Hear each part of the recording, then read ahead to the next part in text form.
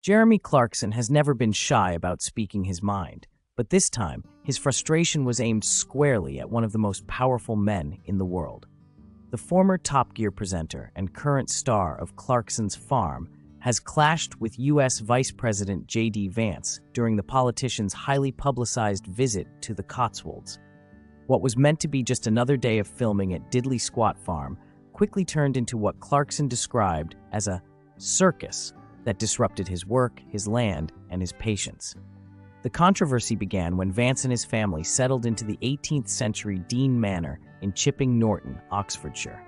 With that stay came heavy security, a restricted airspace, and the sudden imposition of a no-fly zone over the Cotswolds. For locals, it was an inconvenience. For Clarkson, who relies on drones to capture sweeping shots for his hit Prime Video series, it was a nightmare. The presenter revealed that as he was filming, his drone was intercepted by Vance's security team. According to Clarkson, the exchange was as tense as it was bizarre. A member of the vice president's security detail approached him and asked bluntly, "Is that your drone?" Clarkson admitted it was, only to be told, "You aren't allowed to fly that today." Never one to hold back, Clarkson's fiery response was to tell the officer to, in his words. To his surprise, the guard simply nodded and replied with a calm, "Okay." The surreal interaction left Clarkson shaking his head at what he later described as the absurdity of the situation. This wasn't Clarkson's first jab at the restrictions. Days earlier, he had shared a snapshot on Instagram of the no-fly zone marked in a large red circle, humorously pointing out that his farm fell right on the edge of the boundary.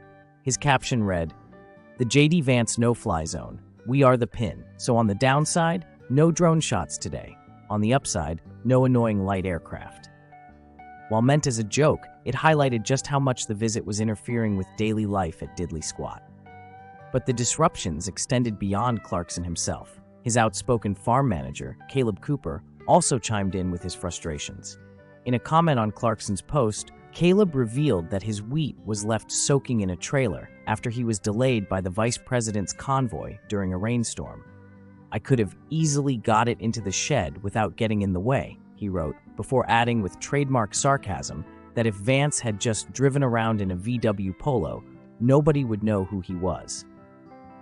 Local sources noted that Dean Manor is practically next door to Clarkson's farm, so close that Clarkson could probably see it from his bedroom window. For a man who values his independence and has built a series around the challenges of running his farm, having global politics land quite literally on his doorstep was more than just a minor inconvenience. As always, Clarkson turned the disruption into a headline, but beneath the humor lies genuine irritation. JD Vance's visit may have been intended as a quiet family retreat, but in the Cotswolds, it has sparked a clash between political power and rural life, one that Jeremy Clarkson was never going to let pass without a fight.